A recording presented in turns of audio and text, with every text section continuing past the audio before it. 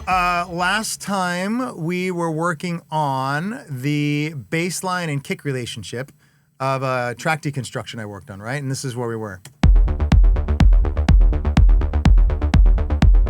And that's where we ended up, right? And what we're trying to get to is something like this.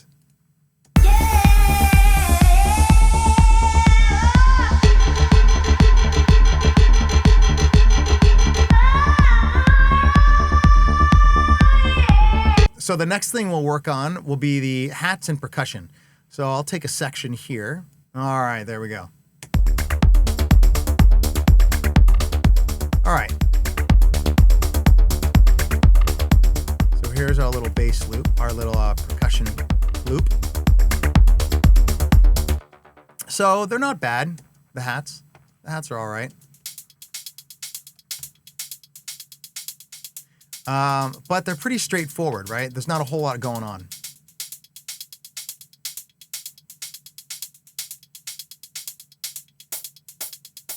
Even straighter, right? So it looks like on one of the elements we have some magic. But overall, they're pretty dry. Let's look at the percussion. Turn these off and we'll revisit them together. All right.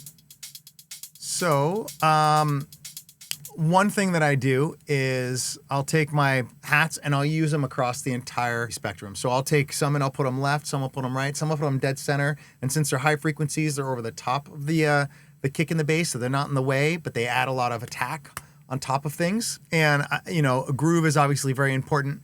But in this case, what we're talking about is space and dynamic and emotion and tension, right? So similar to what we did before, I think I'm going to grab a different EQ4. Remember how we took the bass line before and we took the high bass and we moved it up here and took the ducking out of really where the kick was, but moved it into an area that was more noticeable in the bass line? Well, we would do the same with the hi-hats. That's something that I like to do. So in this case, here's your high end, right? And let's just side chain the kick to it so you can see where everything is. Right? So there's the kick way out of the way. But what you can do, see how it's completely dropped out, right? So if we activate this now, then what we're doing is we're getting a dynamic side chaining on the high end. Right? And so that gives an interesting texture. So now let's just add it with the bass and the kick. Right? It adds a little rhythm. And I would do a similar thing on the percussion. It looks like I already have an LFO, but let's turn it off just so we can hear it.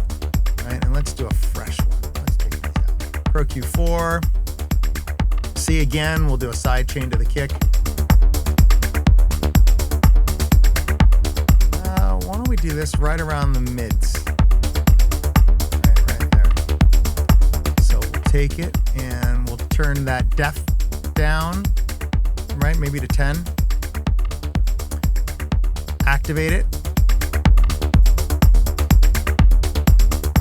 Right, we'll do this. We'll go back and do this to the hats as well to add a little more movement.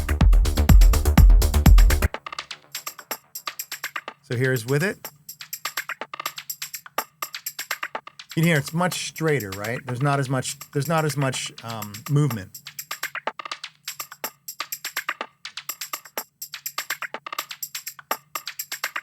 All right, so now let's just go back to these hats real quick. We're gonna turn the threshold down more.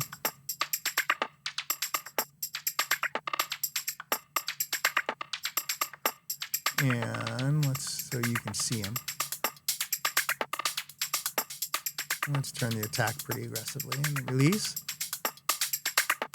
All right, so now we've got a lot of movement. That's killer. And with the percussion and the hats, what I'll do, similar to what I did before, we'll take an auto pan, right? And why don't we make this, we'll turn this to notes instead of hertz. And this one will have 3.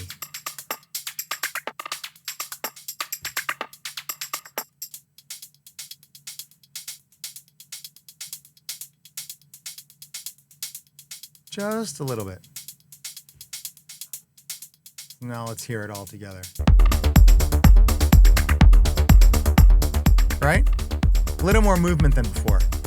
And it's the stacking of these small little movements that might seem quite simple in some ways, and in other ways maybe unconventional. But the idea is really to, as you sort of stack every single track and every sort of element together, the compounding effect really makes the difference. And you can even look here, if you look at all of these different tracks that I have, chances are I had tons of effects, right, on each track. I think I turned off all these LFOs for us today. So let's just see what this sounds like.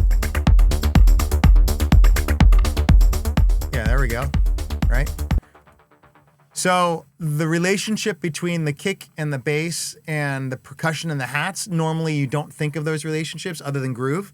In this case, we're just creating more movement, right? So aside from the groove, we've got a bit more tension and a bit more forward movement, yeah?